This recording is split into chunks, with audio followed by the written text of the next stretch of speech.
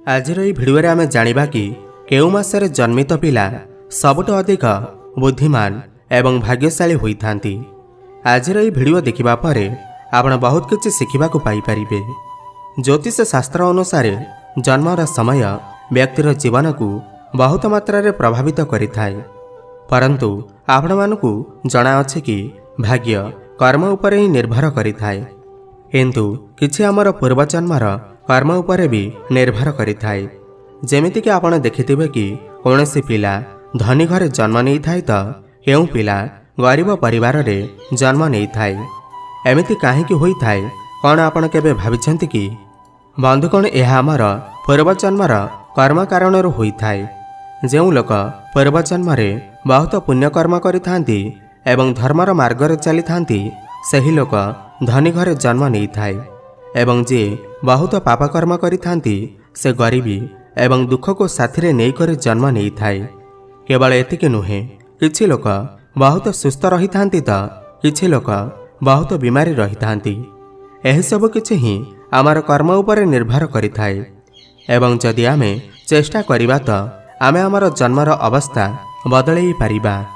एमिति होई पारे कि ग्रंथरे लेखा होइतिबा कथा सत हेउ एवं आमर पूर्वजन्म रे करा जाइतिबा पाप अनुसार आमर जन्म एही दुनिया रे होई थाउ। किंतु गोटे थर जदि आमे जन्म नहीं जाती तो आमर लक्ष्य, आमर ज्ञान एवं आमर कर्म आमको भाग्यशाली बनई देई थाए। एही कथा को आगो को बढ़ाइबा पूर्वरु जदि आपण केउ मासर जन्म होइथिबा पिला भाग्यशाली एवं बुद्धिमान होइथांती एही विषय रे भाबुछंती तो एही भिडियो आपणक पई बहुत महत्वपूर्ण साब्यस्त होई पारे। काहेकि ना अलग अलग मासरे जन्म होइथिबा पिलार भाग्य रे केउ प्रकारर परिवर्तन आसी पारे, यार एक संक्षिप्त विवरणी आपणकर पाखरे प्रस्तुत करा जाउछि। एहा पूर्वरु एही भिडियो रे आगकु कहा जाइतिबा तथ्य विषय रे जानिबा परे आपण आपणकर पिलांकु भाग्यशाली भाबिबाकु लागंतु। आमे आपणकु कहि देबाकु चाहुछु कि जेते भी महत्वपूर्ण तथ्य कहा जाउछि ताहा विभिन्न प्रकारर शास्त्र एवं ग्रंथर आधार रे कहा जाई अछि, किंतु यह संपूर्ण रूपे आपणकर कर्म एवं ज्ञान उपर निर्भर करिथाय। जदि आपण सही प्रकारर ज्ञान अर्जन करि न थांती तो आपणकर कर्म व्यर्थ होई जाए एवं सही समय रे आपणकर भाग्यशाली मासरे जन्म नेबा भी कौनसी कामरे आसीब नाही। एथिपाई केउ मासरे जन्मित पिला भाग्यशाली एवं बुद्धिमान होई थांती एही तथ्य विषय रे जानंतु एवं आपणकर जीवन रे आसीबाकु थिबा समयर एक संक्षिप्त विवरणी विषय रे बुझी जांतु।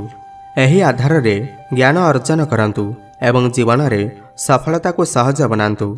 जेमिति कि आमे आपनको कहिलु कि आपणकर भाग्य आपणकर ज्ञान एवं कर्म उपर निर्भर करिथाय। एही कारणरू आपण केउ भी मासरे जन्म हुअंतु ना काहेकि जदि आपण सठिक ज्ञान अर्जन करिवे एवं सठिक कर्म करिवे तो आपण भाग्यशाली बनि पारिबे। किंतु केउ मासरे जन्मित पिलामानक पई जीवनर केउ रास्ता बहुत भल होई थाए, जहा द्वारा ताको जल्दी ही सफलता मिली पारिबो।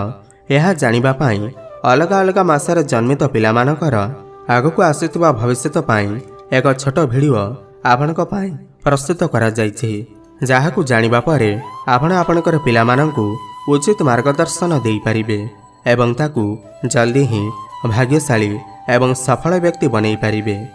जानुआरी एवं फेब्रुआरी रे जन्म होइतिबा पिला, जेउ पिलामानकर जन्म जानुआरी किमा फेब्रुआरी मासरे होई थाए से बहुत परिश्रमी होई थांती। एही मासरे जन्मित पिला छोट बयसरू ही तांकर भाग्य को बनैबारे लागि जांती।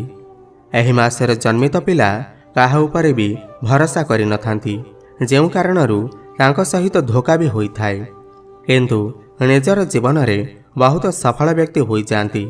निजर कठिन परिश्रम द्वारा से तांकर जीवन रे सफलता पाई थांती।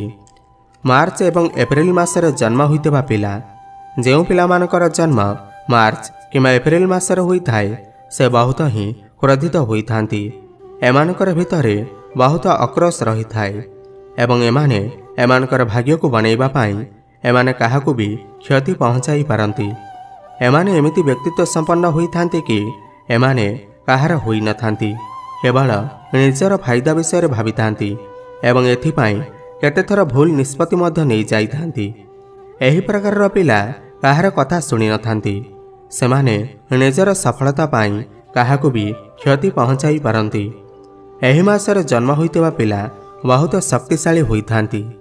ମଇ ଏବଂ ଜୁନ୍ ମାସରେ ଜନ୍ମ ହୋଇଥିବା ପିଲା, ମଇ କିମ୍ବା ଜୁନ୍ ମାସରେ ଜନ୍ମିତ ପିଲା ବହୁତ ସାଦାସିଧା ହୋଇଥାନ୍ତି। ଏମାନେ କାହାର ବି ସାହାଯ୍ୟ କରିବା ପାଇଁ ଆଗକୁ ଗୋଡ଼ ବଢ଼ାଇ ଦେଇଥାନ୍ତି, ଯେଉଁ କାରଣରୁ ଏମାନଙ୍କ ସହିତ ବହୁତ ବେଶୀ ଧୋକା ବି ହୋଇଥାଏ। ଏହି ପ୍ରକାରର ପିଲା ସମୟ ଅନୁଯାୟୀ ଦୁନିଆର କଲ୍ୟାଣ କରିବାର ରାସ୍ତାରେ ଚାଲିଥାନ୍ତି କିମ୍ବା ବହୁତ ବେଶୀ ଧୋକା ହେବା କାରଣରୁ ଅଧର୍ମର ରାସ୍ତାକୁ ବାଛି ଦେଇଥାନ୍ତି। ଏହି ପ୍ରକାରର ପିଲାମାନଙ୍କର ଭାଗ୍ୟରେ ପ୍ରତିଟି ମୁହୂର୍ତ୍ତରେ ଧୋକା ଲେଖାଯାଇଥାଏ।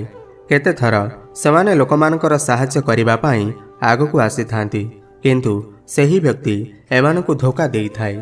ଏହା ସତ୍ତ୍ୱେ କିଛି ପିଲା ଏମିତି ହୋଇଥାନ୍ତି ଯିଏ ଧର୍ମର ମାର୍ଗକୁ ଛାଡ଼ି ନଥାନ୍ତି ଏବଂ ସେହି ରାସ୍ତାରେ ନିଜର ଭାଗ୍ୟ ନିର୍ମାଣ କରିଥାନ୍ତି।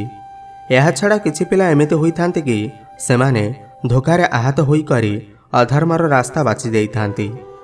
ଜୁଲାଇ ଏବଂ ଅଗଷ୍ଟ ମାସରେ ଜନ୍ମ ହୋଇଥିବା ପିଲା, ଯେଉଁ ପିଲାର ଜନ୍ମ ଜୁଲାଇରୁ ଅଗଷ୍ଟ ମାସରେ ହୋଇଥାଏ, ସେମାନେ ବହୁତ ହିଁ ସମ୍ବେଦନଶୀଳ ହୋଇଥାନ୍ତି। ଏହି ମାସରେ ଜନ୍ମ ହୋଇଥିବା ପିଲାମାନଙ୍କର ବ୍ୟକ୍ତିତ୍ୱ ବହୁତ ସରଳ ହୋଇଥାଏ। ସେମାନେ ବହୁତ ହିଁ ସୁଖଦ ଜୀବନ ବଞ୍ଚିଥାନ୍ତି। ସେମାନେ ଅନ୍ୟମାନଙ୍କର ସେବା କରିଥାନ୍ତି ଏବଂ କାହାର ଖୁସିରେ ନିଜର ଖୁସିକୁ ପାଇଯାଇଥାନ୍ତି। ଏହା ସହିତ ସେମାନେ ଅନ୍ୟମାନଙ୍କର କଲ୍ୟାଣ ପାଇଁ ବହୁତ ଭାଗ୍ୟଶାଳୀ ହୋଇଥାନ୍ତି। ନିଜର ପିତାମାତାଙ୍କ ପାଇଁ ଭାଗ୍ୟଶାଳୀ ହୋଇଥାନ୍ତି। ଏହି ମାସରେ ଜନ୍ମ ହୋଇଥିବା ପିଲା ଦୁନିଆ ସାରା ନିଜର ଖ୍ୟାତି ବଢ଼ାଇଥାନ୍ତି ଏବଂ ଆଗକୁ ବଢ଼ିଥାନ୍ତି। ସେପ୍ଟେମ୍ବର ଏବଂ ଅକ୍ଟୋବର ମାସରେ ଜନ୍ମ ହୋଇଥିବା ପିଲା, ସେପ୍ଟେମ୍ବର ଏବଂ ଅକ୍ଟୋବର ମାସରେ ଜନ୍ମ ହୋଇଥିବା ପିଲା ବହୁତ ହିଁ ଭଲ ସ୍ୱଭାବର ହୋଇଥାନ୍ତି। ଏହି ମାସରେ ଜନ୍ମ ହୋଇଥିବା ପିଲା ଈଶ୍ୱରଙ୍କ ଉପରେ ଭରସା ରଖିଥାନ୍ତି ଏବଂ ବିନା ଛଳ କପଟରେ ନିଜର କାର୍ଯ୍ୟକୁ କରିଥାନ୍ତି ଏବଂ ଫଳର ଚିନ୍ତା ଈଶ୍ୱରଙ୍କ ଉପରେ ଛାଡ଼ି ଦେଇଥାନ୍ତି।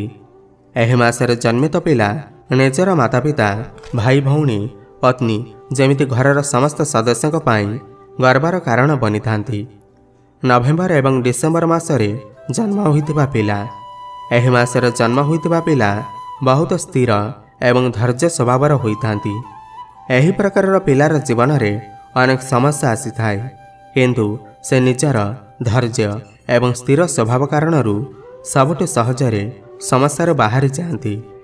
ଏହି ମାସରେ ଜନ୍ମ ହୋଇଥିବା ପିଲା ଅନ୍ୟ ବ୍ୟକ୍ତିଙ୍କୁ ବୁଝିବାରେ ବି ବହୁତ ପ୍ରଖର ହୋଇଥାନ୍ତି। ସେମାନେ ଲୋକମାନଙ୍କୁ ବହୁତ ଭଲ ଭାବରେ ବୁଝିଥାନ୍ତି ଏବଂ ସ୍ଥିରତାରେ ନିଜର ସମସ୍ତ କାର୍ଯ୍ୟକୁ କରିଥାନ୍ତି ଏବଂ ପରିଣାମ ସ୍ୱରୂପ ଧୀରେ ଧୀରେ ସଫଳତା ପାଇଥାନ୍ତି। ତେବେ ଆପଣ କେଉଁ ମାସରେ ଜନ୍ମ ହୋଇଥିଲେ ଆମକୁ ନିଶ୍ଚୟ କମେଣ୍ଟ କରି ଜଣାଇବେ ଏବଂ ଭିଡ଼ିଓକୁ ଗୋଟେ ଲାଇକ୍ କରିବେ ଏବଂ ଭକ୍ତିର ସହକାରେ କମେଣ୍ଟ ବକ୍ସରେ ଜୟ ଶ୍ରୀକୃଷ୍ଣ ଅବଶ୍ୟ ଲେଖନ୍ତୁ। ଧନ୍ୟବାଦ।